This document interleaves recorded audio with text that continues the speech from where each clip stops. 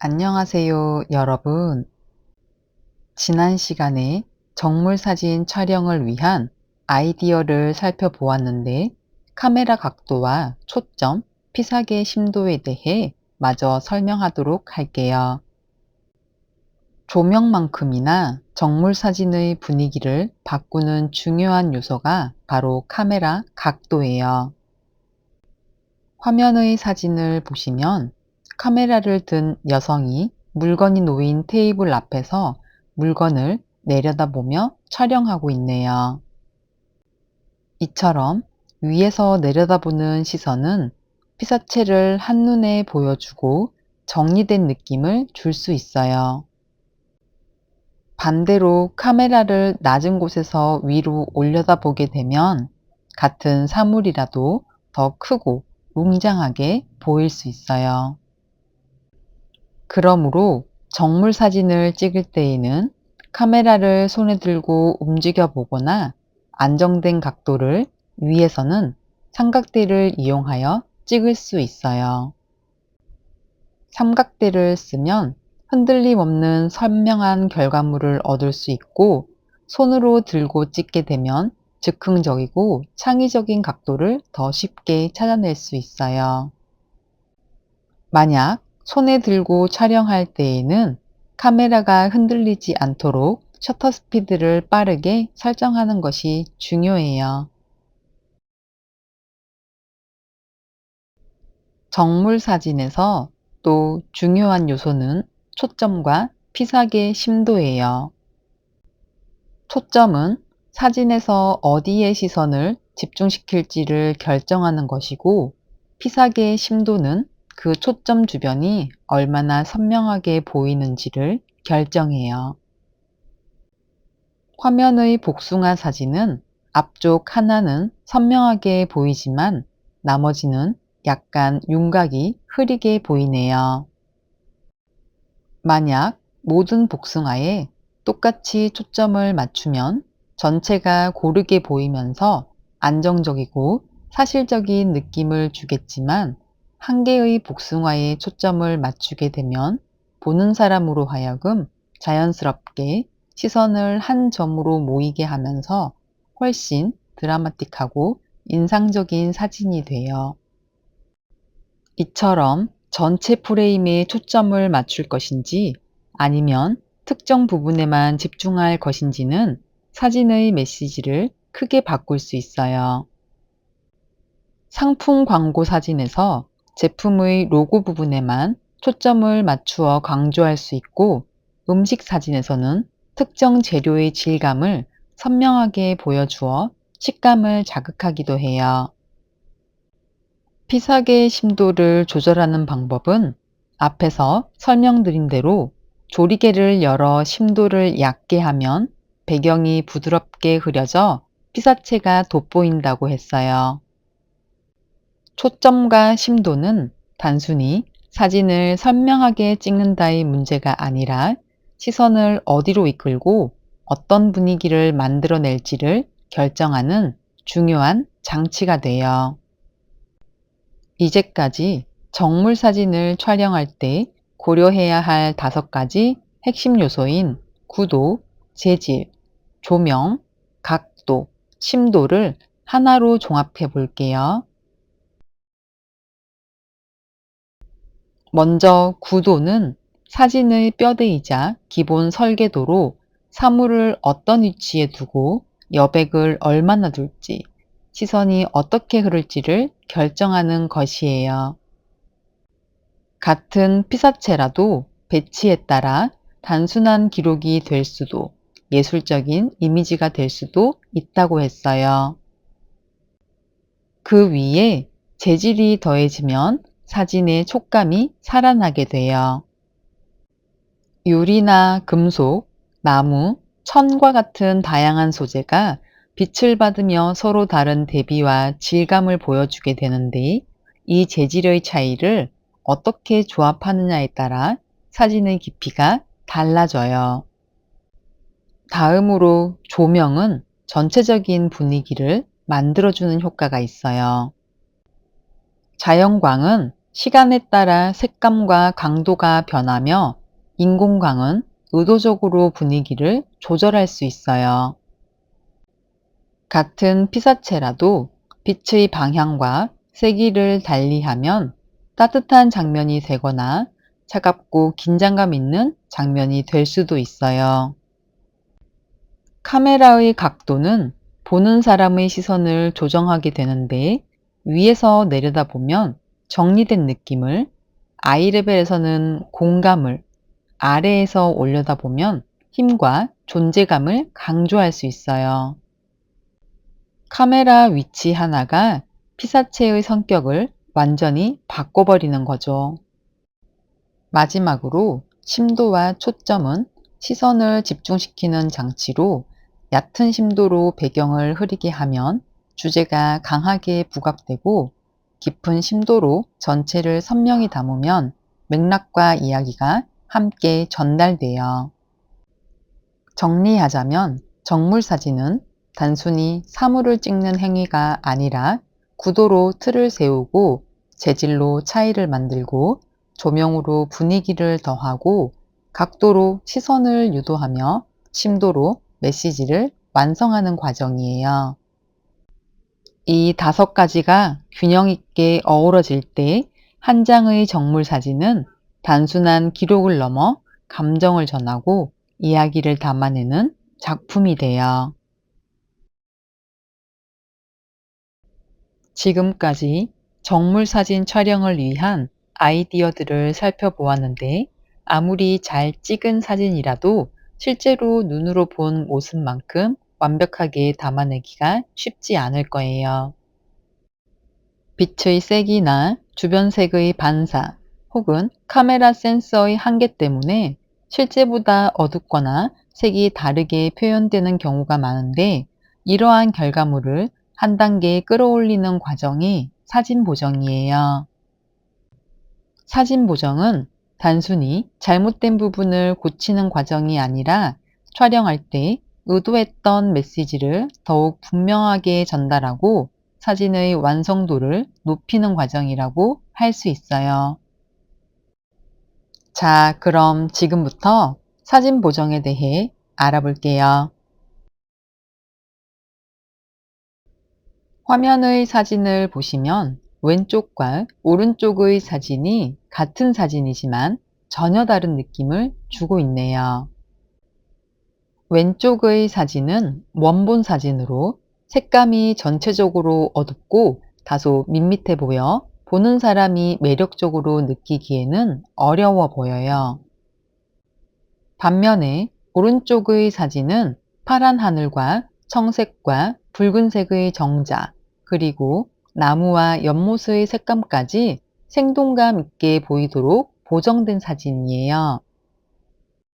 사진 보정의 의미는 단순히 색을 예쁘게 만드는 것이 아니라 사진이 가진 본래의 메시지와 가치를 보다 선명하게 드러내는 과정이라고 할 수 있어요.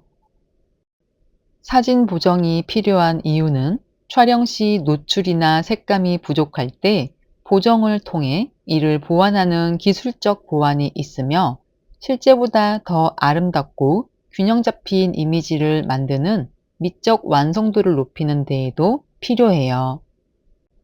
또한 같은 장면이라도 보정된 사진이 훨씬 더 메시지를 또렷하게 전달할 수 있으며 여러 사진이 사용될 때 톤과 색감을 통일시켜 브랜드 정체성을 강화하는 데 도움이 될 수 있어요.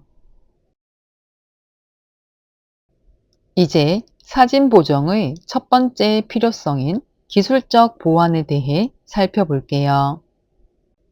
아무리 좋은 카메라를 사용하더라도 빛의 세기, 화이트 밸런스, 노출 등은 현장에서 완벽하게 기록되지 않는 경우가 많아요. 이러한 부분은 보정을 통해 보완할 수 있는데 예를 들어 사진 속에서 어두운 부분은 실제보다 훨씬 더 어둡게 표현되면 밝기를 조정해 디테일을 살리는 것이 필요해요. 또한 반대로 햇빛이 강한 날에는 결과물이 하얗게 날아가게 찍히는데 사진 보정을 통해 과다 노출된 영역을 줄이면 숨겨져 있던 질감이나 형태가 다시 살아날 수 있어요. 밝고 어두운 보정과 더불어 색 온도 조정이 필요한데 따뜻한 노을빛을 강조하고 싶을 때에는 온도를 조정하여 원래보다 더 따뜻하게 만들어 원하는 감성을 강조할 수도 있어요. 이러한 예는 우리가 사진 촬영 시 종종 겪었던 경우로 흐린 날 사진을 찍으면 뿌옇게 보인다든지 실내에서 형광등 아래에서 인물 사진을 찍으면 피부톤이 누렇게 보인다든지 했던 경험이 있을 거예요. 플로리스트 꽃 작품에서도 사진을 찍었을 때 실제 색보다는 선명하지 않게 보일 때가 있는데 채도와 대비를 살짝 높여주면 꽃의 생동감을 되찾을 수도 있어요. 이렇듯 기술적 보완은 단순히 사진을 보기 좋게 만드는 작업이라기보다는 촬영 당시 놓친 부분을 디테일하고 분위기를 되찾아주는 중요한 과정이라 볼 수 있어요. 두 번째 사진 보정의 필요성은 미적 완성도예요. 보정은 단순히 잘못된 부분을 고치는 것이 아니라 작품으로 한 단계 더 완성시키는 과정이라고 볼 수 있어요. 이 과정에서 중요한 것은 색감, 명도와 대비, 그리고 전체적인 톤의 균형인데 먼저 색감 조정을 통해 분위기를 강화할 수 있어요. 따뜻한 색감을 강조하면서 사진에서 아늑하고 감성적인 분위기를 느낄 수 있고 차가운 색조를 강하게 하면 세련된 인상을 줄 수 있어요. 채도를 높이면 활기차고 생기 있는 느낌을 줄 수 있는 반면 채도를 낮추면 차분하고 고급스러운 분위기를 연출할 수 있어요.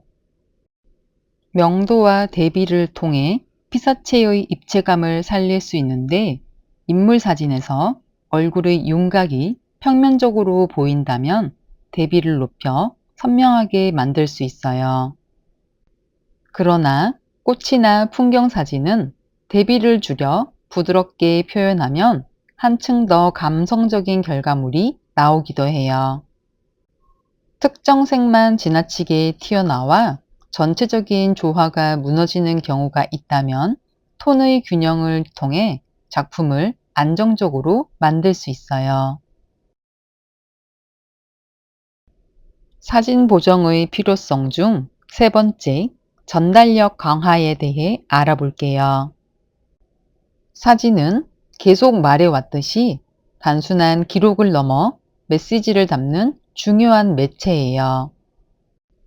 우리는 사진을 통해 전하려는 메시지를 더 선명하고 뚜렷하게 전달하기를 원하는데 그러기 위해서는 감정과 이야기를 효과적으로 전달할 수 있어야 해요. 예를 들어 플로랄 작품 사진에서는 작가가 의도한 감정을 더 깊이 표현할 수 있는데 소재를 강조하기 위해서는 채도를 높인다든지 전체적인 작품의 분위기를 위해서는 톤을 낮춰 차분한 분위기를 만들 수 있어요.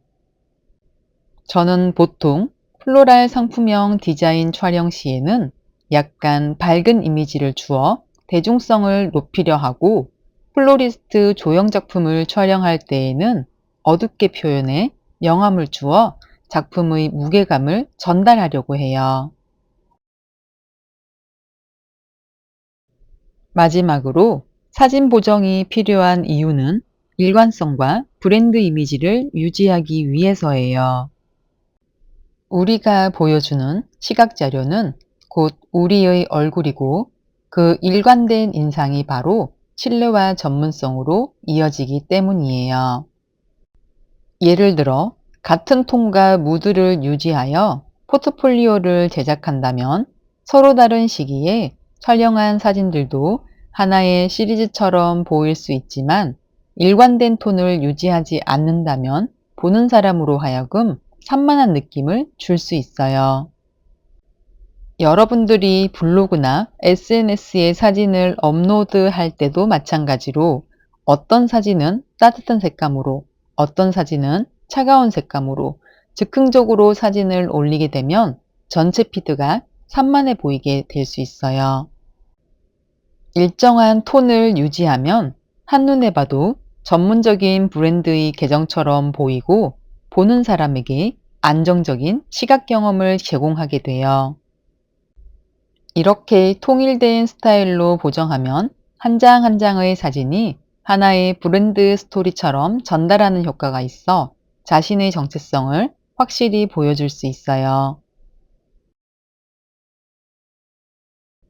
지금까지 사진 보정의 필요성에 대해 살펴보았다면 이러한 사진 보정이 왜 필요한가에 대한 의문점이 들 거예요. 사진 보정의 필요성을 설명하기 위해서는 디지털 카메라의 구조에 대해 먼저 알아야 해요. 저도 플로리스트 수업 후 학생분들과 작품 사진을 찍게 되면 항상 실제로 보는 것보다는 사진이 부족해 보일 경우가 많아요.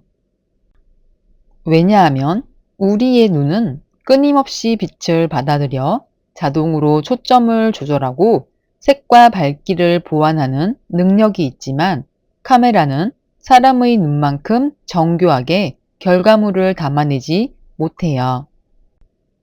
이러한 차이를 보완하기 위해 카메라 렌즈가 필요한데 렌즈는 빛을 모아 피사체에 정확히 초점을 맞추는 역할을 해요.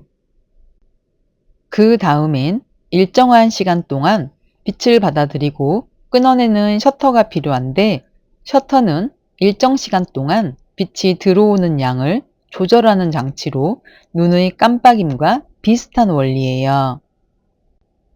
셔터가 빠르게 닫히면 순간을 포착할 수 있고 천천히 열려 있으면 빛을 오래 받아들여 어두운 환경에서도 장면을 기록할 수 있어요.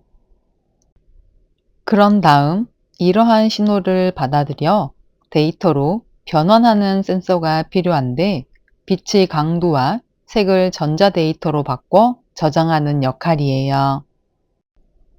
카메라는 그저 사진을 담아내기 위한 도구일 뿐이라 결국 보정은 카메라가 담아낸 제한된 데이터를 우리가 실제로 본 모습에 가깝게 다듬는 과정이라고 할 수 있어요.